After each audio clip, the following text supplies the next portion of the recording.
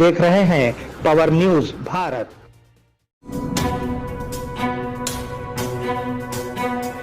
नाजरीन आदाब व इस्तकबाल, पावर न्यूज भारत से मैं आमिर जमाल। चलिए नजर डालते हैं 30 जनवरी 2024 की अहम सुर्खियों पर। किसानों की जमीनों पर मरकज का कब्जा, राहुल गांधी। चीफ मिनिस्टर की मीटिंग में निजामाबाद और आदिलाबाद के कायदीन का जायजा।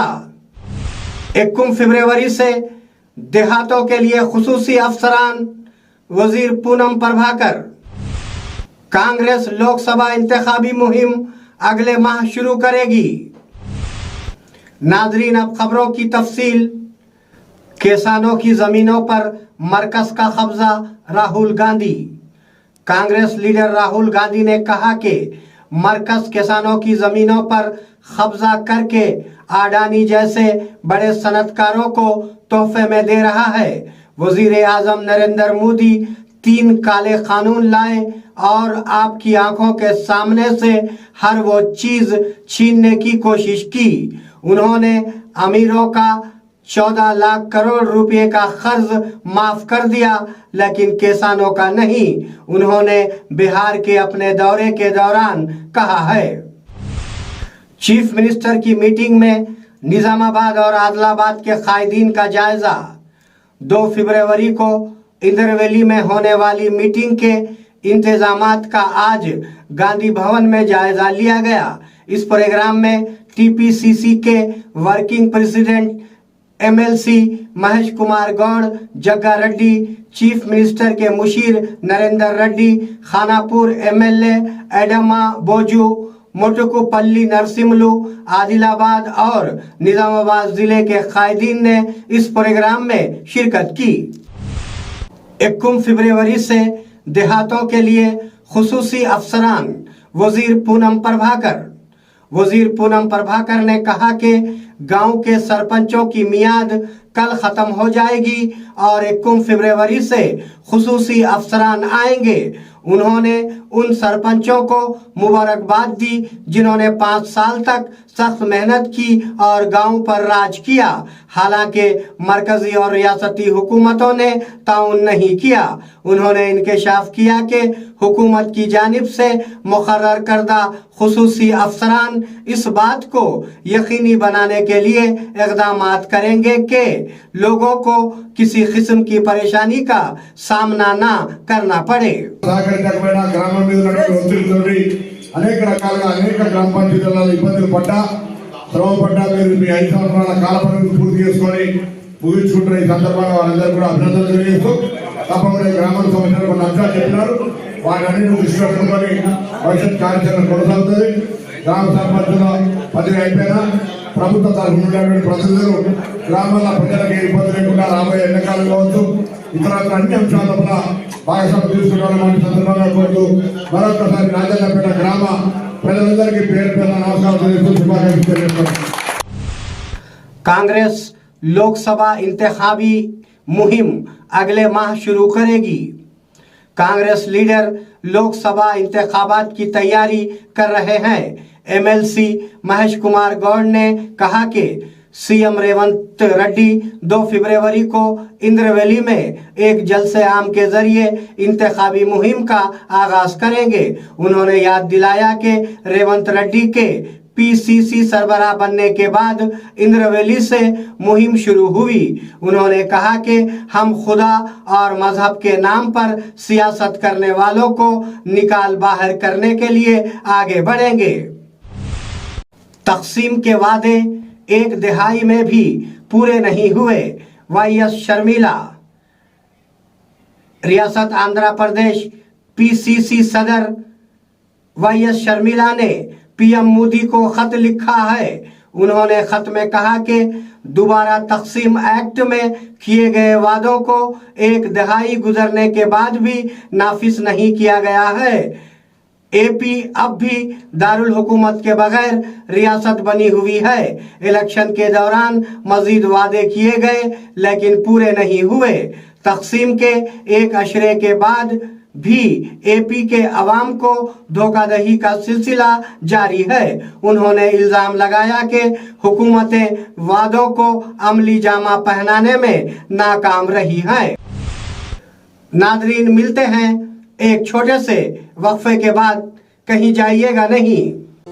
ఇమ్తియాజ్ దవాఖానా గజ్జలు కట్టబడెను. స్త్రీలకు, పురుషులకు, పిల్లలకు సంబంధించిన అన్ని వ్యాధులకు చికిత్స చేయబడును. సమయం ఉదయం 11 గంటల నుంచి 4 గంటల 30 నిమిషాల వరకు మరియు సాయంత్రం 6 గంటల నుంచి 8 గంటల వరకు. అడ్రస్ మదానీ మసీద్, old bus stand, Pothan. Mobile number 9908376175 and 9912431214. नाजरीन, वक्फे के बाद दोबारा आप सबका खैर मकदम है। 2 नए एमएलसी प्रोफेसर कोदंडाराम और सहाफी आमिर अली खान को हलफ लेने से तेलंगाना हाईकोर्ट ने रोक दिया।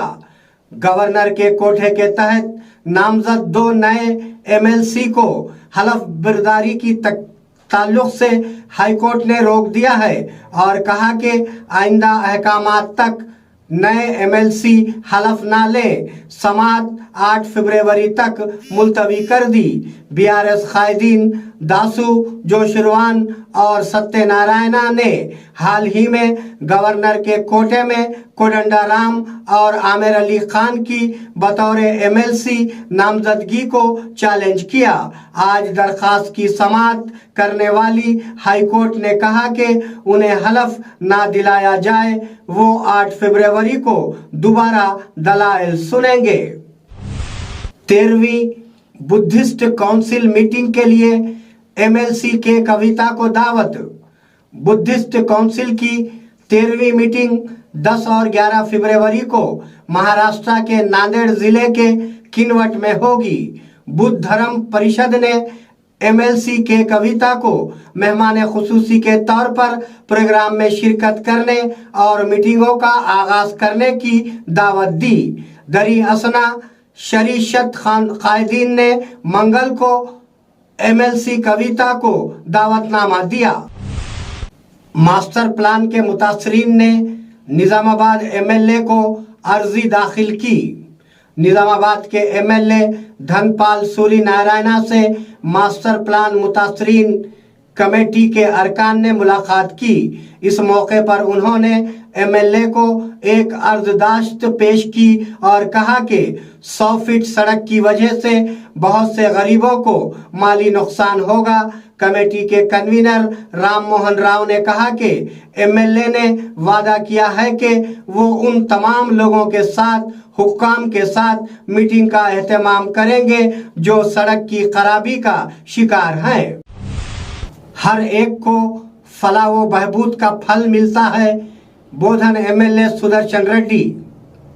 बोधन एमएलए सुदर्शन रेड्डी ने आज नवीपेट मंडल के कई गांवों में पंचायत की नई इमारतों का इफ्तिताह किया।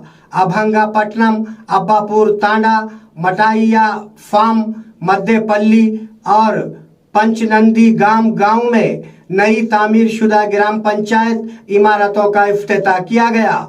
बाद में बात करते हुए उन्होंने कहा कि वो इस बात को यकीनी बनाने के लिए सख्त मेहनत करेंगे कि हर एक को फलाह व बहबूद का फल मिले। इस प्रोग्राम में अवामी नुमाइंदों और ओहदेदारों ने शिरकत की। बोधन में मसाइल के हल के लिए डिवीजन ऑफिस के सामने धरना। तेलंगाना प्रोग्रेसिव ग्राम पंचायत वर्कर्स यूनियन ISTU ने आज बोधन कस्बे में डिवीजन पंचायत ऑफिस के दफ्तर के सामने धरना मुनज़्ज़म किया। इस मौके पर खिताब करते हुए उन्होंने JP कारकुनों की हड़ताल की मुद्दत की उजरत की अदायगी, कसीर मकसदी निज़ाम को मनसूख करने, उजरत के बकायाजात की अदायगी और हर माह के पहले हफ्ते में तनख्वाहों की अदायगी का मुतालबा किया। इस प्रोग्राम में यूनियन मेंबरान ने शिरकत की। అయితే ఆ సమ్మె కాలపు వేతనాలని ఇప్పటికీ ఇవ్వలేరు. దాని మూలంగా కార్మికులకు ఇబ్బందులు ఎదురవుతున్నాయి. కొన్ని గ్రామ పంచాయతీలలో ఇప్పటికే ఇచ్చేసిరు, కొన్ని గ్రామ పంచాయతీలలో ఇవ్వలేరు ఇప్పటికీ. అందుకని ఇవ్వనటువంటి వాళ్ళకి వెంటనే ఇవ్వాలని చెప్పి ప్రతి నెల మొదటి వారంలోనే గ్రామ పంచాయతీ కార్మికుల వేతనాలని ఇవ్వాలని చెప్పి, అదేవిధంగా మల్టీపర్పస్ విధానాన్ని రద్దు చేయాలని చెప్పి తదితర డిమాండ్లతోని ఈరోజు మా IFTU ఆధ్వర్యంలో బోధన్ DLPO గారికి మేము ఇక్కడ ధర్నా చేసి మేము వినతి పత్రాన్ని ఇవ్వడం జరిగింది. ఇప్పటికైనా ప్రభుత్వం స్పందించి వెంటనే మా సమస్యలని పరిష్కరించాలని చెప్పి, లేనట్లయితే తిరిగి మేము ఆందోళనకు పూనుకుంటామని చెప్పి తెలియజేస్తున్నాం. జిందాబాద్, జిందాబాద్, జిందాబాద్. नाजरीन, ये थे 30 जनवरी 2024 की अहम खबरें। आप जुड़े रहिए पावर न्यूज भारत के साथ। अल्लाह हाफिज, शब खैर।